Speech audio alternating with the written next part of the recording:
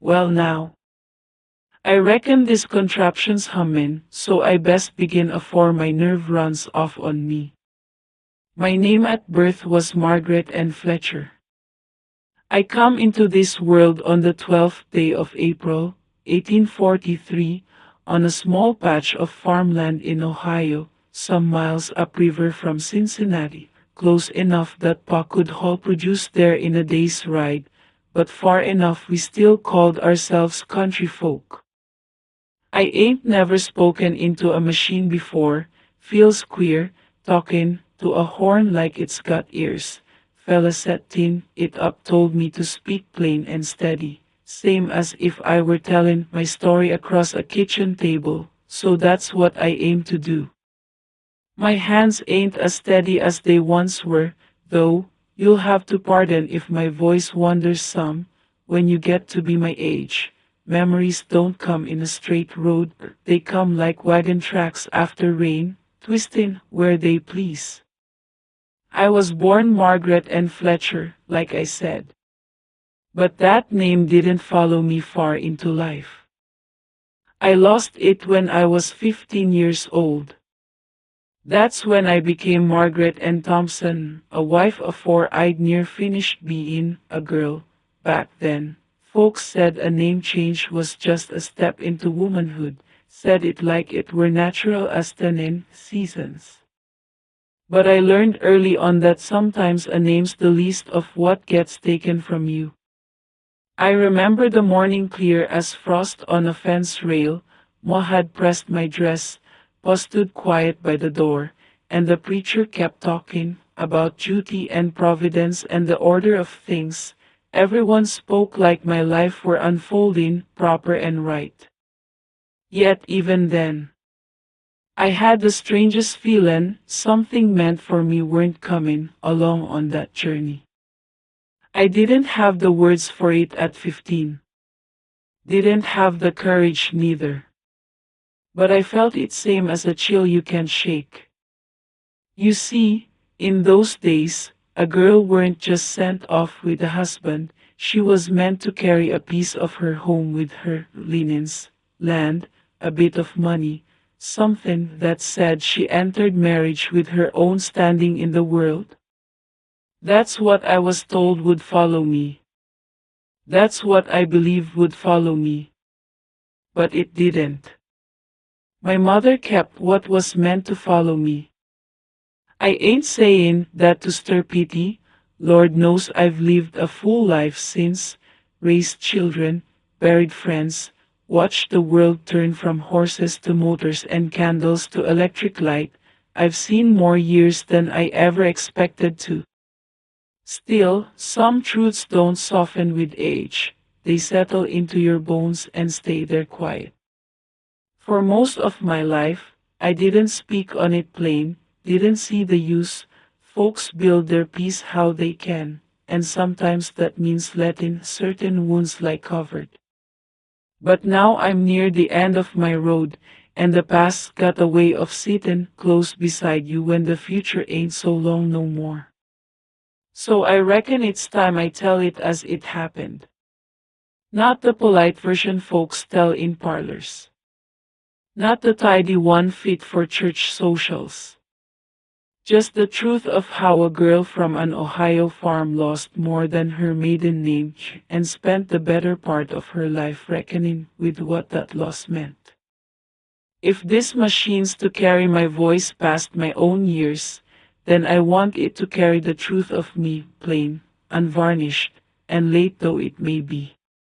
So I'll begin where all such reckonings begin. With the house I was born in, and the people who shaped the road I walk from it. When I think back on my childhood, what comes first ain't the hardships folks like to speak of when they tell stories about farm life, it's the order of things, the way everyone seemed to know where they stood, and what road lay ahead of them. I used to say a girl ought to grow up knowing two things for certain, how to keep a house warm, and how to step into one of her own when the time comes.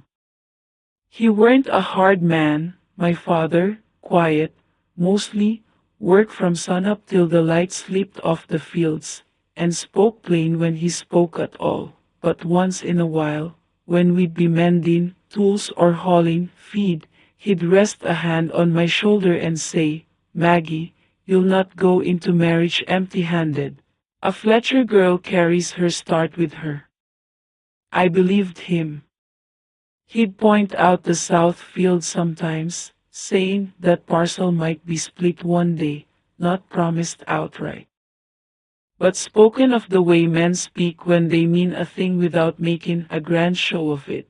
And there was the house, not the whole of it, mind, but the notion that some piece of what we'd built would follow me when I set out on my own.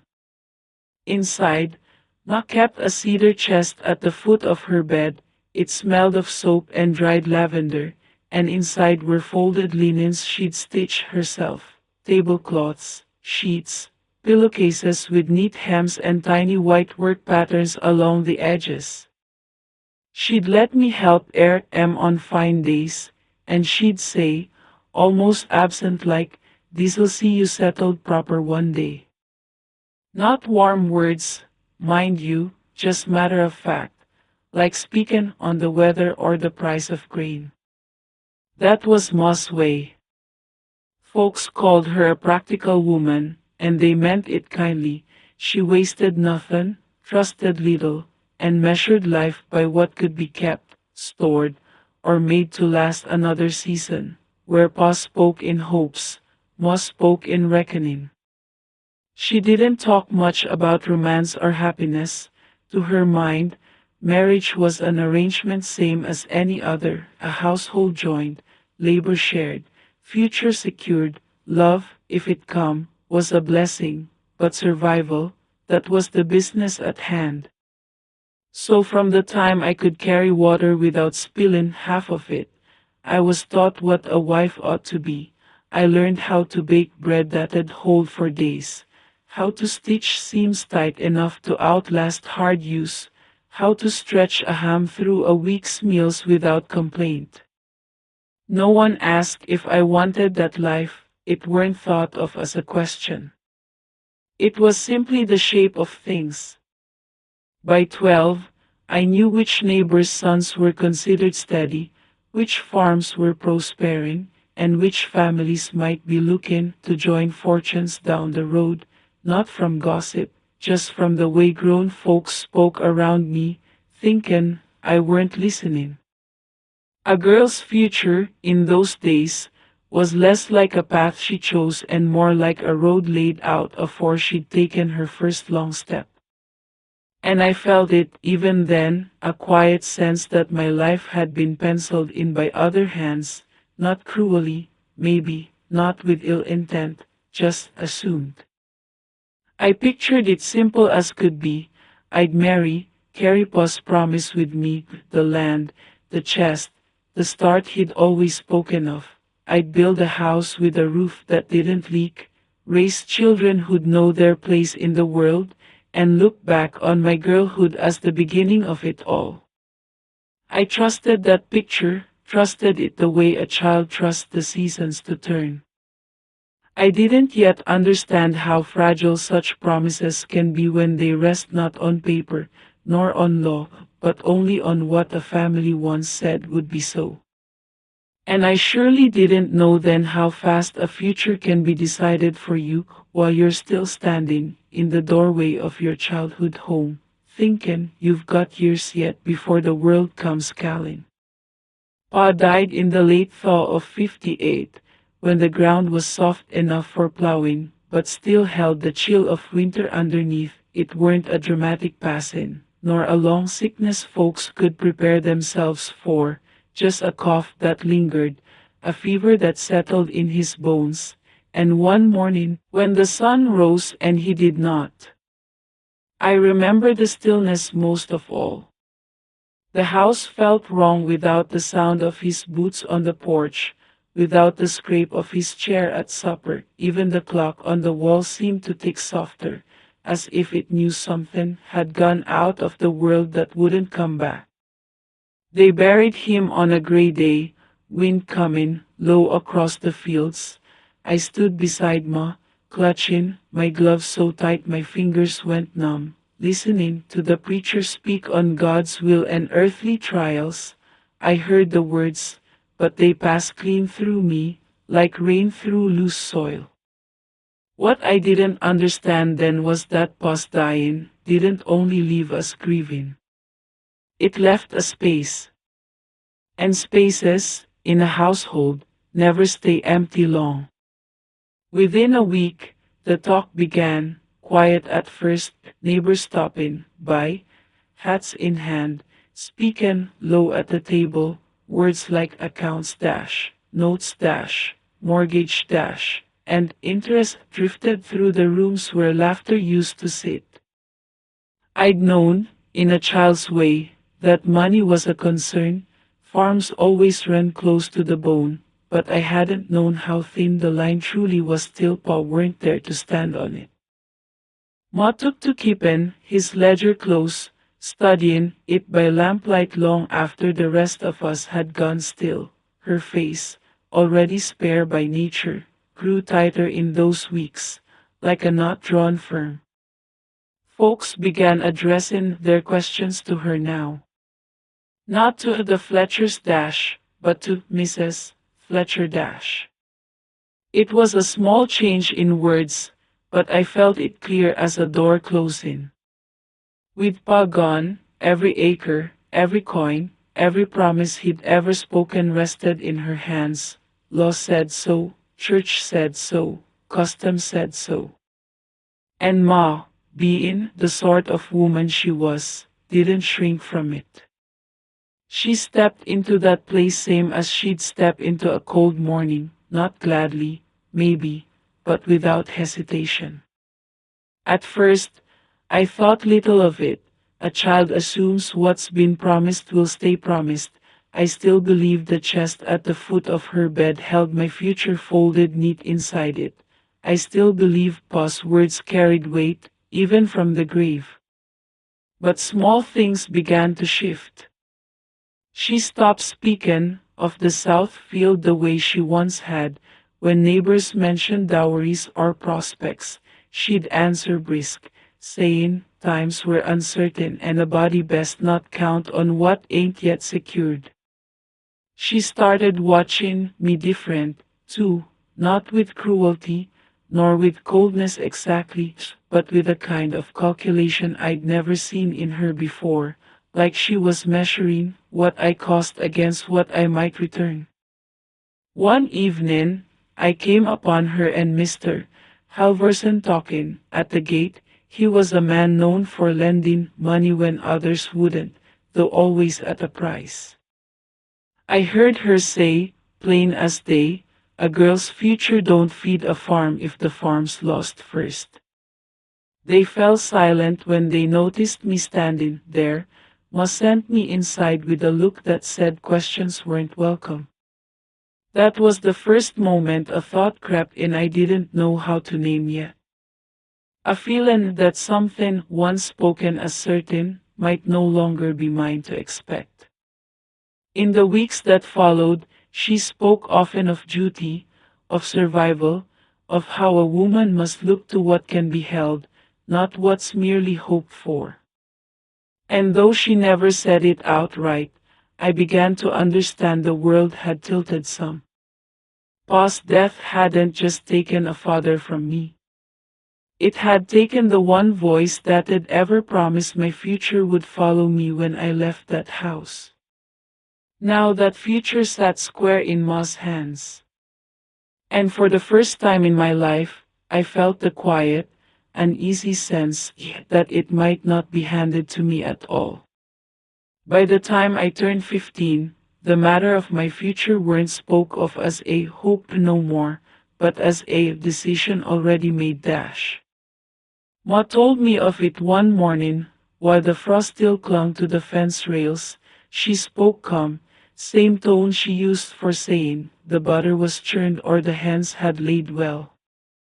Mr. Thompson's made an offer, she said, hands busy folding linens as if she were discussing whether he's a steady man, land of his own, no debts worth mentioning, you'll be provided for. I stood there with a wooden spoon still in my hand, feeling as though I'd missed a step on the stairs and was waiting to hit the floor. I knew Mr. Thompson, of course. Every soul for miles knew him, a widower, near twice my years, with shoulders stooped from work and a voice that rarely lifted above a murmur. He weren't cruel, nor loud, nor mean by reputation. But he weren't mine to choose. I remember a skin, soft at first, do I get a say in it? Ma didn't look at me then, just smoothed the cloth in her hands and said, a girl's say is in her conduct, not her circumstances. This is a good match. You'll thank me for it. That was the end of the matter, so far as she was concerned. Preparations moved quick after that, like a wagon once the brakes been loosed. The preacher was sent for, neighbors offered cakes and preserves, someone brought lace to mend into my dress. All the while, folks spoke as though I were fortunate, as though a girl of 15 ought feel blessed to be placed secure so young. And maybe, in their reckoning, I was. But in mine, I felt like a parcel being wrapped and sent on, destination chosen by other hands. I asked Ma once about the chest, the one Pa had promised me, the linens, the small silver pieces, the bit of money set aside. She gave a tight sort of smile and said, what's yours will follow in time, best not trouble yourself with it now. I wanted to believe her. A child will cling to belief same as a vine to fence wire, even when the woods rotting beneath it. The wedding day come gray and wind-stung, clouds laying low over the fields. I wore a dress stitched from borrowed muslin and trimmed with lace that didn't rightly match. My hands shook so fierce I near dropped the ring when it was passed to me.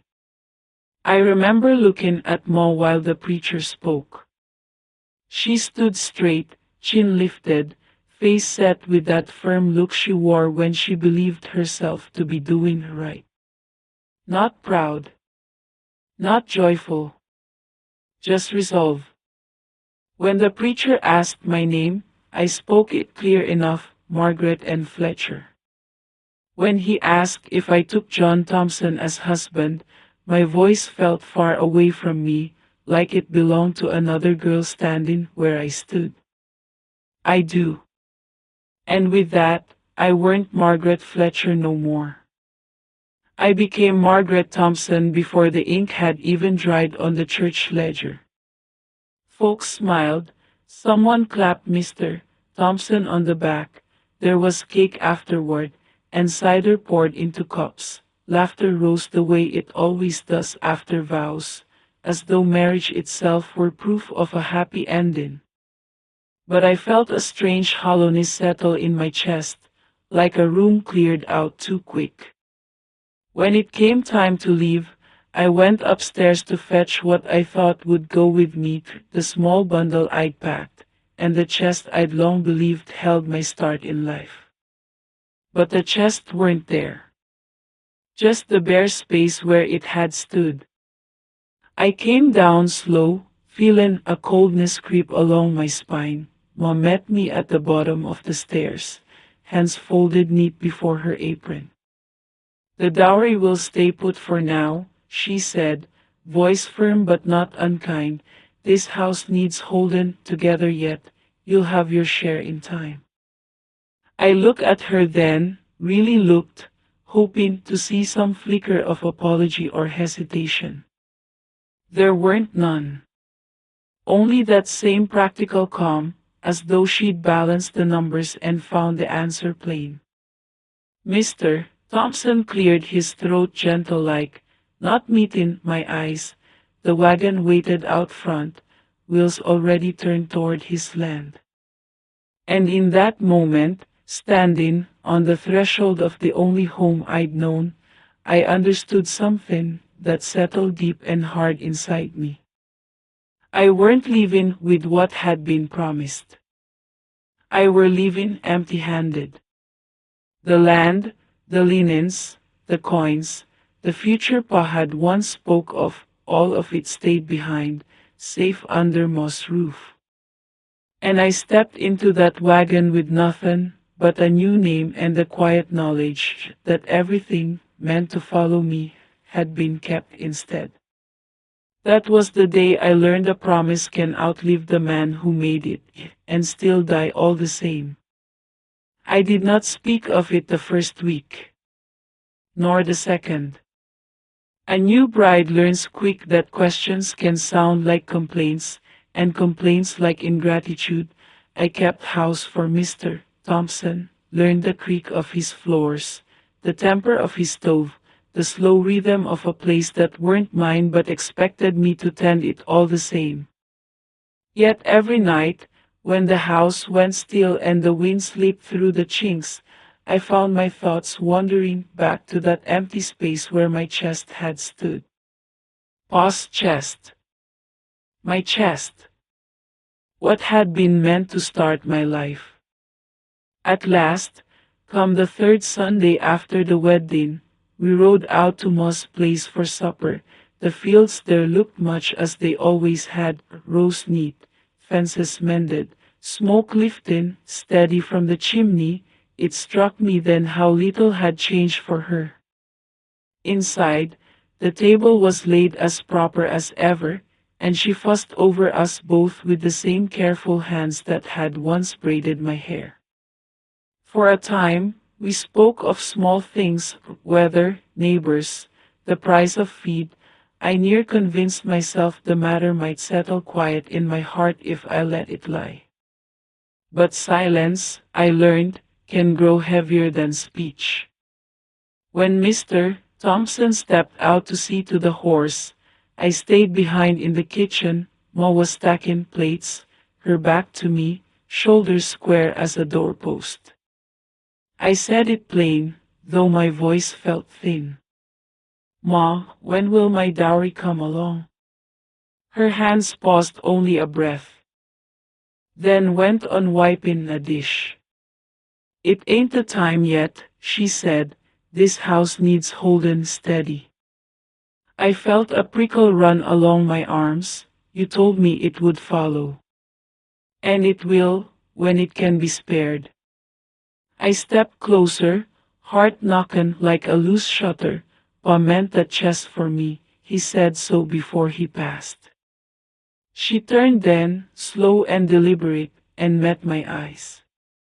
And your pa meant for this house to stand too, she answered. Land and goods don't stretch infinite, Margaret. If I give it all off now, what keeps me? What keeps this roof from falling? There it was, laid bare without apology. I heard myself whisper, so you kept it, for yourself.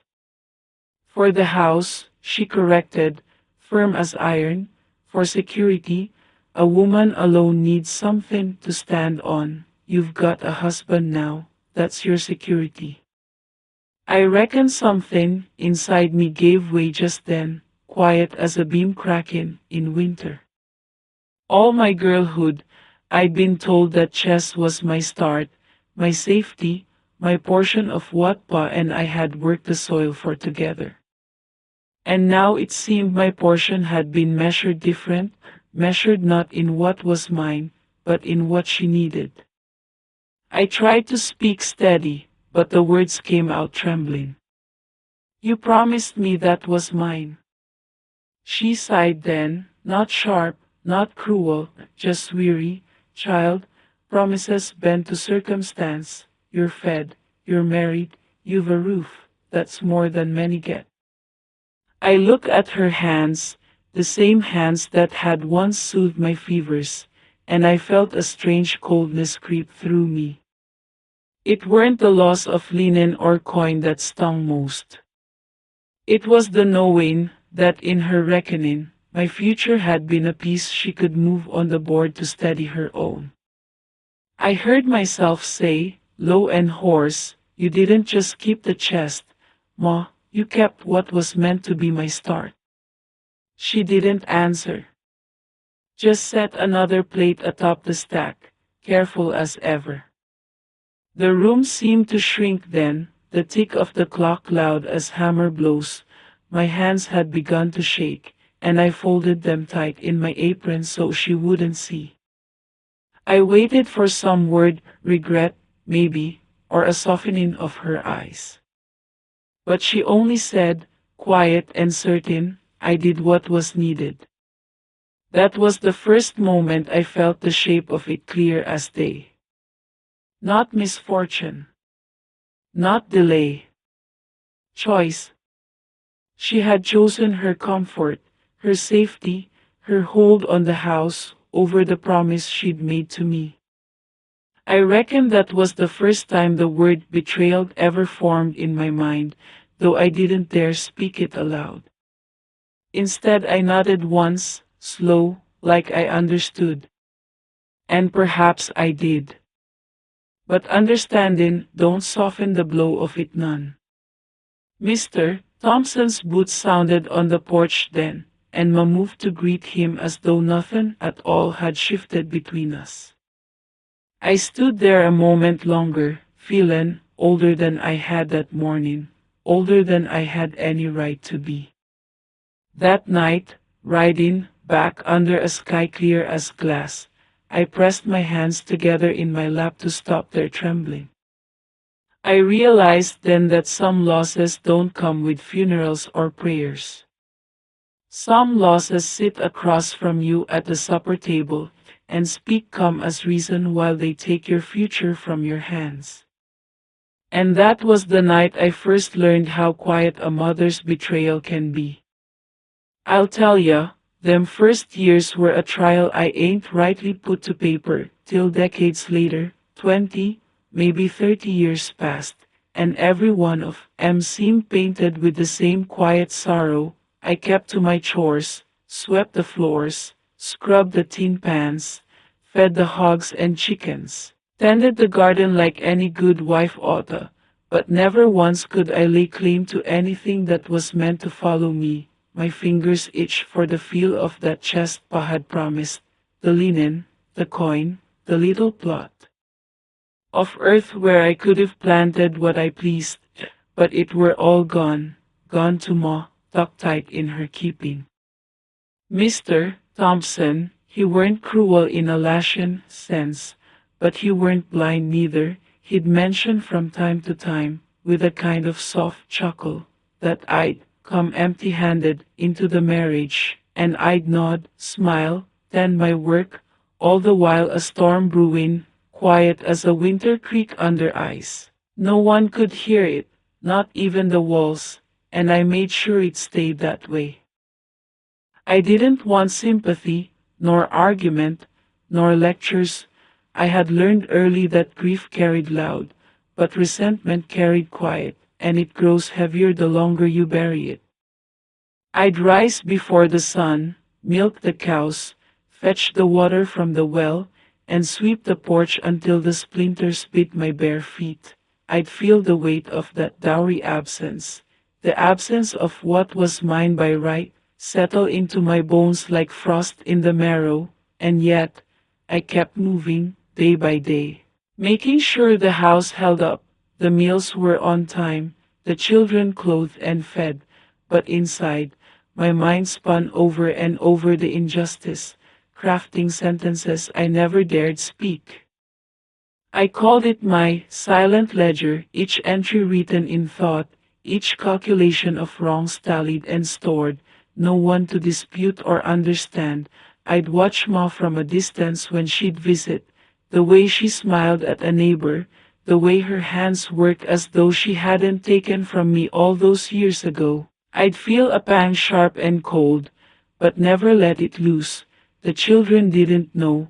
Mr. Thompson didn't know, not even the hired help. It was mine alone, my quiet companion, and a companion it was. Long as I live. Even in church, when the preacher's voice rang out loud and steady, I'd nod along, the words of forgiveness rolling over me like a gentle stream that I could not enter. I prayed, yes, I prayed sometimes, but the prayers were tangled with anger, not loud, not clamorous, but steady, always present, Lord. I'd whisper, you know what's been taken, you know what's mine, and I'd fold my hands, feel my fingers tighten around the seams of my apron, and carry on. Days became weeks, weeks became years, and the ledger thickened. I learned to speak with restraint, to smile when asked, to laugh with a lightness that hid the heaviness in my chest. I could tend a garden as well as any man in Ohio, stitch quilts with careful precision, teach my children the value of honest labor, all while keeping the memory of that chest and linen and coin folded up neatly, like a letter no one would read. There were times, quiet hours in the kitchen or barn, when I'd catch my reflection in a window or a tin basin, and I'd see a girl of 15 looking back, bright-eyed, trusting, expecting her portion of life, and the contrast would squeeze my heart tight. I'd shake my head, mumble to myself about fairness, justice, and the weight of promises broken, and then I'd set to work again, because that was the only answer I knew: labor, patience, and silence. Even with Mr. Thompson's words, his occasional reminders of how empty-handed I'd come, I kept the ledger going, writing in it with the ink of thought, letting it fester and harden quietly. That quiet resentment became a part of me. It molded the way I walked, the way I spoke, the way I measured my children's needs against the world's unfairness.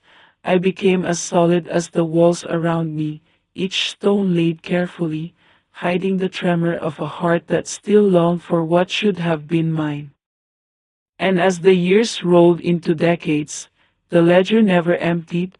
No reconciliation, no compromise, no mercy from time could erase it. The silence itself became my witness.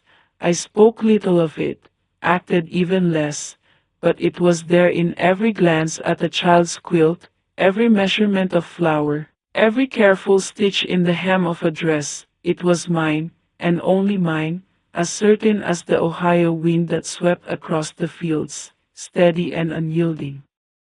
By the time the children grew and left the house to make their own lives, I had carried this silent resentment for more than half my life. It sat heavy in my chest, yet in its own strange way, it taught me resolve.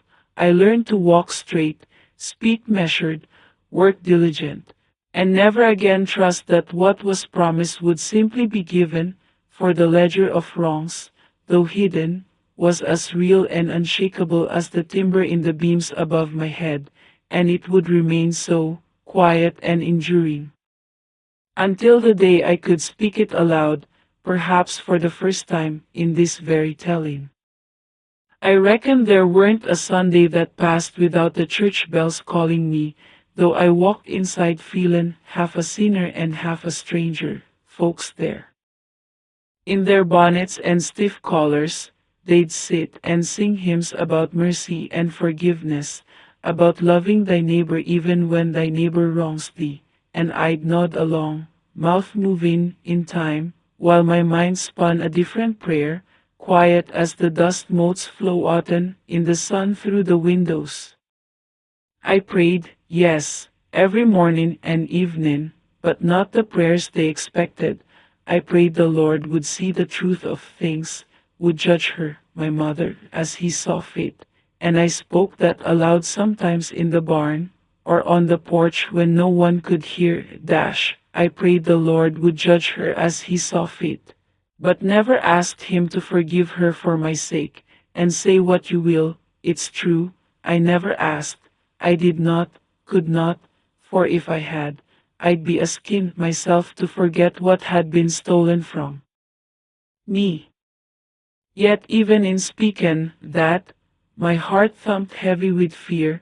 The preacher's voice, stern and steady, would echo in my mind as I tended the hens. Blessed are the merciful, for they shall obtain mercy. And I'd falter, wondering if my prayers, however honest, were enough to damn me. I'd feel a cold dread slither up my spine, thinking the Lord might not see the injustice, might only see the bitterness I carried. I wrestled with it silently, in the quiet hours when even the wind seemed to hold its breath. It became a kind of conversation, though I spoke not a word aloud, a debate with God, one-sided yet insistent. I'd ask him questions, plead my case in whispers, sometimes at the well, sometimes in the still of the night when the house was asleep. Lord, I'd murmur, I did all I could, I labored, I loved. I raised my children, and yet she took what was mine. What am I to do with that? And the answer came not in voices, not in signs, but in the lingering weight on my chest, in the ache behind my eyes. The words of the congregation about forgiving, letting go, bearing no grudges, I heard them, and I nodded, but inside, the ledger of years and wrongs ticked over quietly, and so my prayer remained a strange thing, half plea, half declaration, half witness. I never asked for her forgiveness. I did not want it, nor could I bear to hold my hand open to receive it. Instead, I laid the judgment in the Lord's hands, hoping, fearing, pacing the line between faith and fury. It made Sundays a trial of its own. I'd sit, head bowed, listening to verses from Matthew and Romans, trying to reconcile the teachings of charity with the burning quiet in my heart. I'd watch the women with their neat hair and stitched gloves, the men with their straight back posture, and wonder if they, too, had secrets stuck in their prayers, silent grudges folded neatly like linens in a chest, for if they did, maybe I wasn't so strange after all. At night, the dispute would grow louder in my head, though the house itself stayed quiet. I'd kneel by the bed, hands pressed to the wooden frame, eyes shut tight, and argue silently. I'd say my piece, the Lord never answering, just holding my words in the dark. Sometimes I'd weep, for the injustice and for my own fear, and sometimes I'd simply sit still, counting the floorboards, wrestling with the line between mercy and memory. And yet, through it all, I kept praying, not the prayers for forgiveness or absolution, but prayers of honesty, prayers of witness, prayers of reckoning. I made my case clear in the quiet, that wrongs had been done, that the ledger of life had been tipped in unfairness, and that justice, if it were to come, must come through the Lord's hands, not mine. I never asked him to soften her, to grant her grace on my behalf. I only asked that he see, that he judge, and that I might carry my heart without falter. It's a strange thing, this silent debate with God. It shapes you, makes you sharper, quieter, more aware of every glance and word.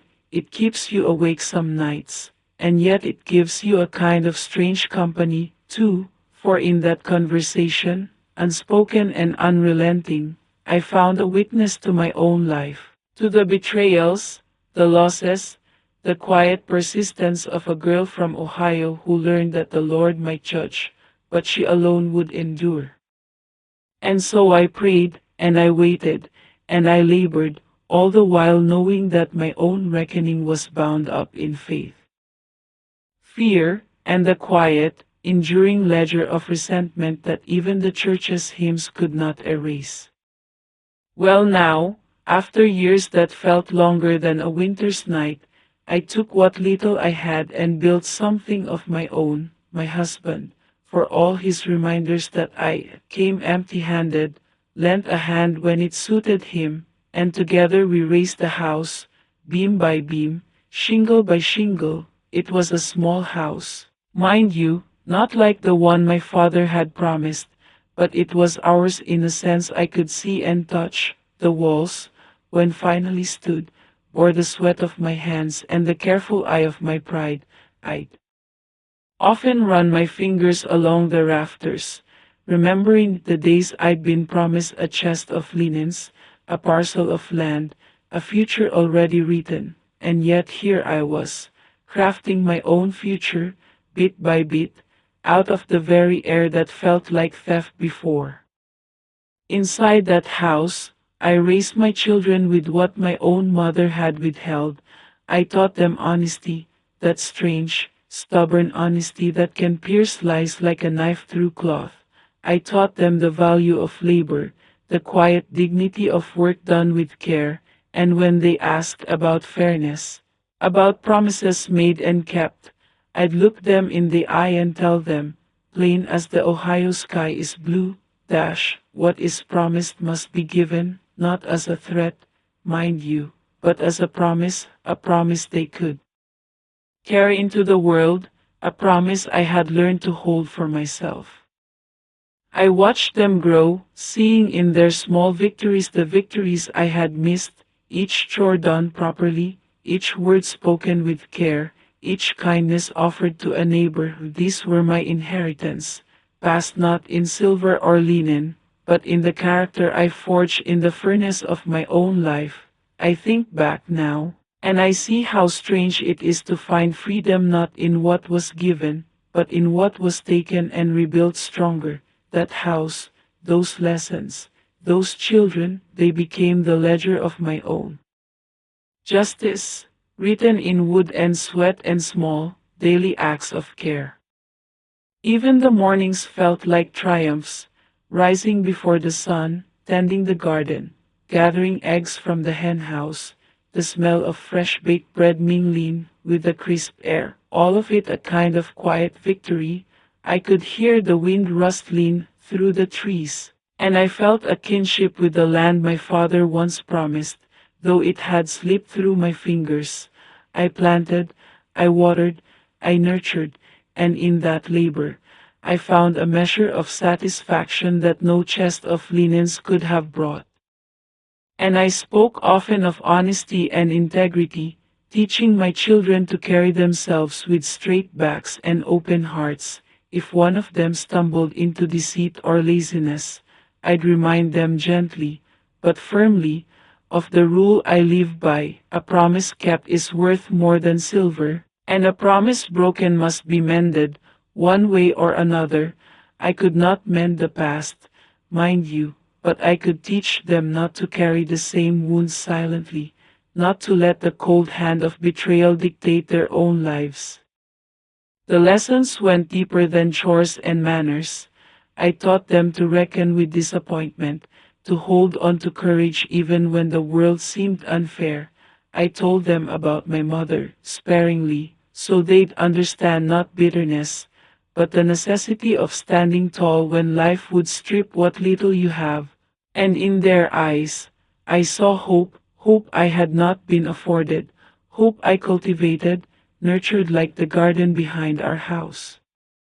By the firelight, I would sit and stitch, while my children played or studied, and think how different my life could have been had promises been honored, and yet, I did not curse those years, not openly. I transformed them. The ache of betrayal became the spine of my resolve. The empty-handed girl who married at 15 learned to wield her hands with purpose, to teach, to build, to raise a family that would carry values she had been denied. I built not just a house, but a home, a foundation. I planted the seed of integrity in my children's hearts. I showed them that dignity is not in what one inherits, but in what one makes of one's own hands, and in the keeping of one's word. And when I hear folks speak of legacy, I smile quietly, for mine is not in wealth or land, but in the honesty and labor of those I brought into the world. In those years, as the Ohio sun rose and fell, I learned that a life can be redeemed even when the hand of fate deals harshly.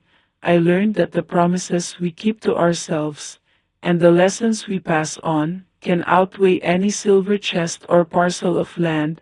And as I watch my children grow, carrying the lessons, the sweat, and the truths I handed them, I knew I had finally claimed a portion of the life that had been denied me, a life built with my own hands and my own resolve, a solid and enduring as the beams of our little house.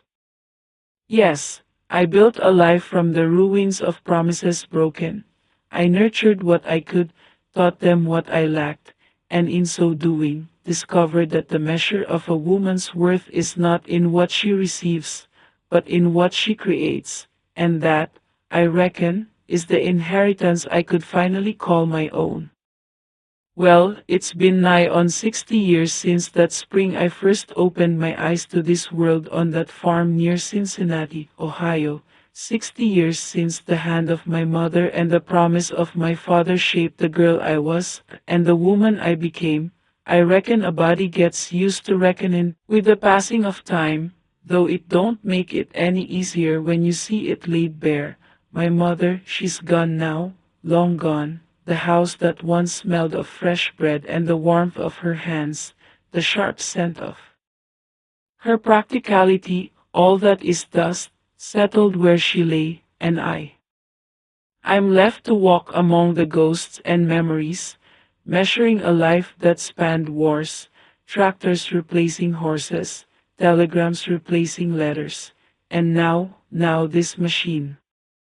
A peculiar thing it is, this contraption sitting before me, a machine meant to capture the sound of a voice, pressed into grooves, to be played back for the ears of someone yet unborn. I hear tell it started with wax cylinders, round and soft as bees' honeycombs, pressed and spun and fragile as glass. They say now there are these acetate transfers, sturdier, though they carry the same fragile heart of memory, and I find myself speaking into it, this little box, wondering if my voice will carry truth across time, or simply echo back as some shadow of who I once was.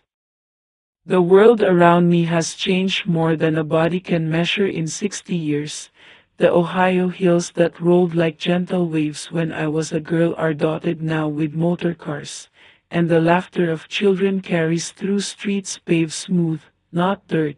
The telegraph that once sent whispers across the county is but a shadow of radio, bringing voices from places I've never walked, and yet, despite all this change, some things remain stubbornly the same, promises made, promises broken, and the work a woman must do when the world offers her little else.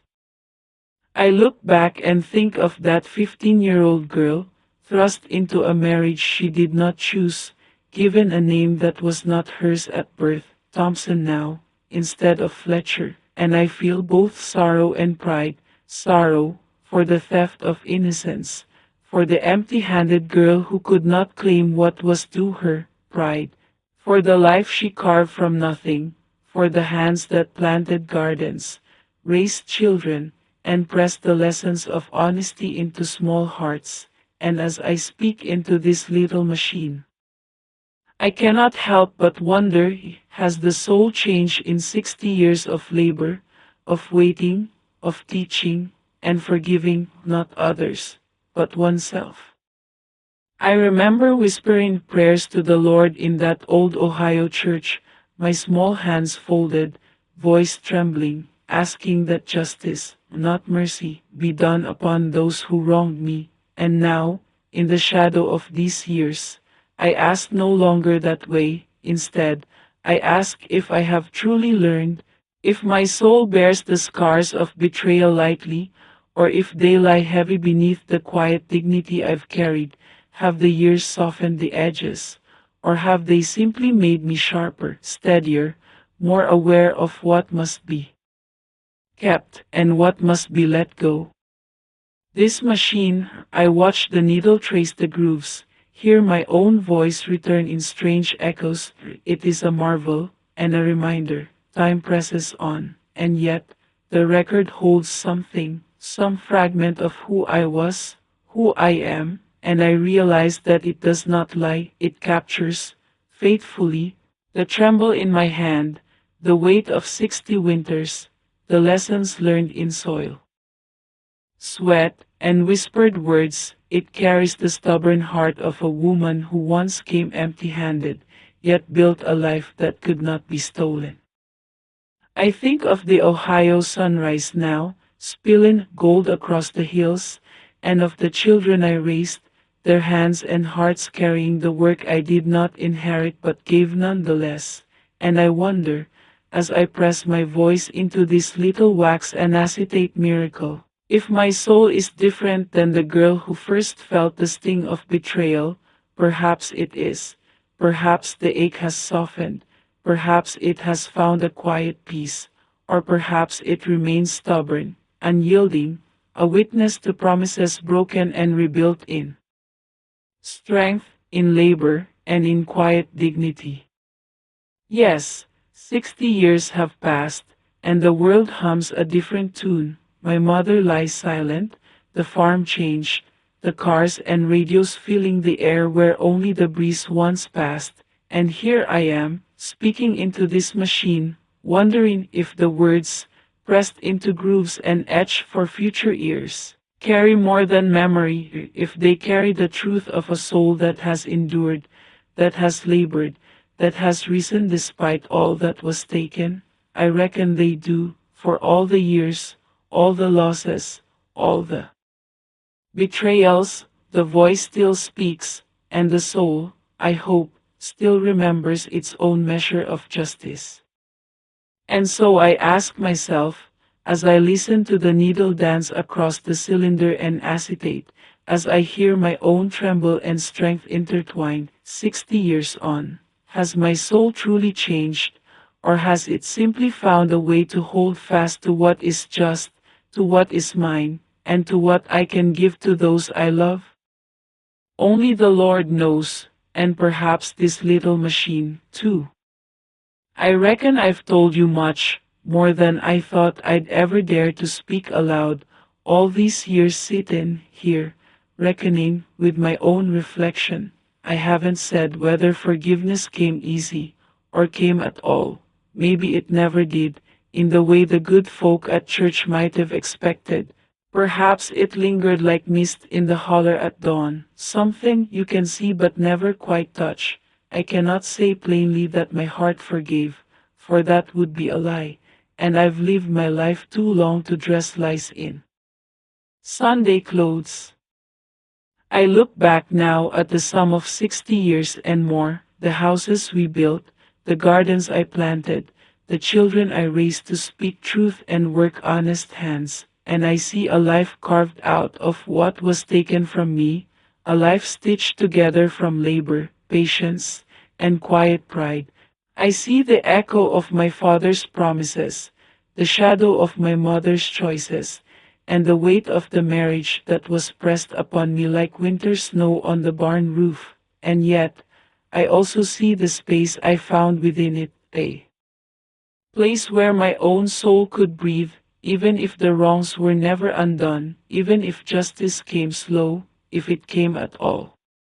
I suppose that is the lesson I carry to the end, that one may live a life whole, even when wrongs lie heavy, even when betrayal carved deep valleys where joy might have grown. I have lived, and I have made a place for myself, a quiet dominion of heart and mind, though the world outside may never know the price paid in silence, in steady hands, in nights spent praying without words, and if there is peace, it is not a gift from those who wronged me, but something I claimed, quietly, through the measure of my own labor and will. And now, I turn my gaze outward, toward you who hears this voice in some strange machine that presses the sound of breath into grooves of wax and acetate.